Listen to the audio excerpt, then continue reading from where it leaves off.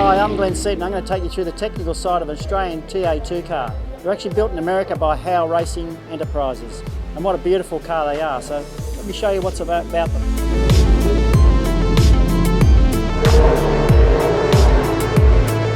So TA2 was evolved from the days of the old Trans Ams in America, which had been around back in the 60s and 70s and was really iconic for the American motorsport. But these cars are built for the modern day racing, cost effective, great power, great for the average racer to be able to go racing at a cheap cost.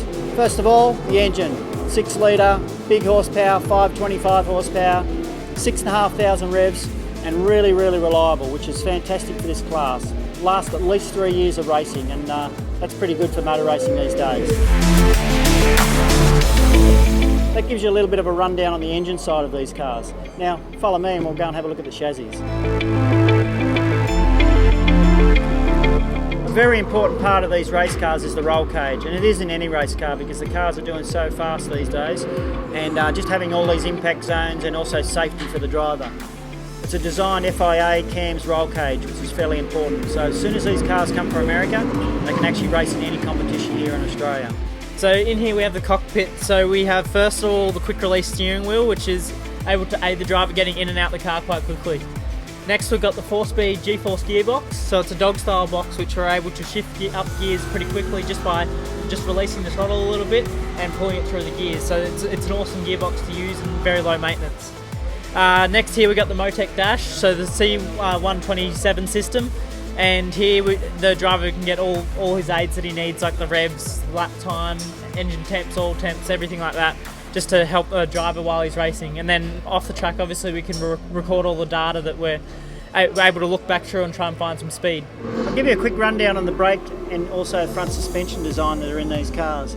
As you see, they're a tubular frame, so no inner guards like the normal race cars normally have. 12-inch brakes, which they're all restricted to because they've only got such a little wheel on them, 15-inch wheel.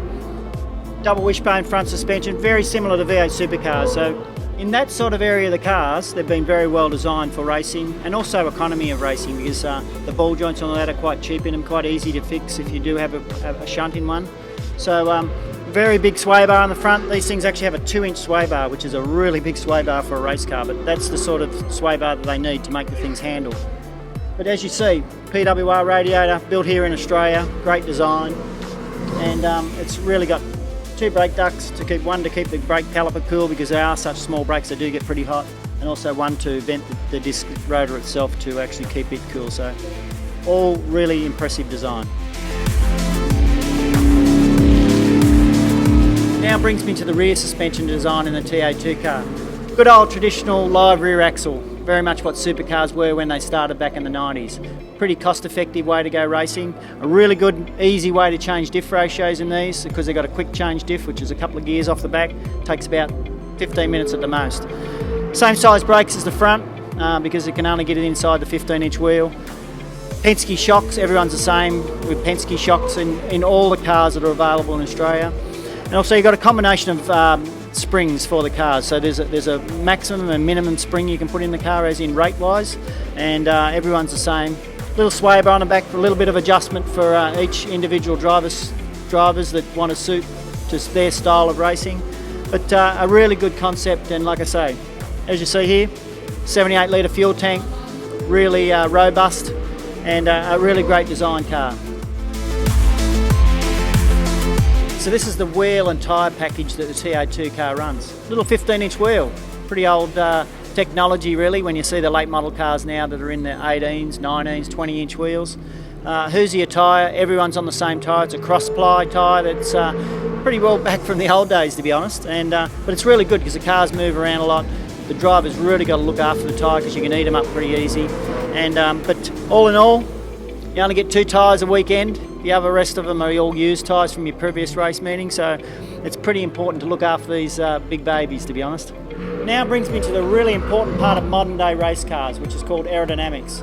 This wing on the back will produce in the vicinity of 100 kilos of downforce, which makes your cornering speed much higher than it would be without one. All the chassis are the same amongst everybody, so we're all equal in that area. But the only thing that changes is the body shape. You have your Mustang, you have your Camaro, and you have your Dodge. So you can pick whatever one you want. Aerodynamically they are equal, and also they weigh 1,250 kilos. That is the minimum weight for all the cars with driver.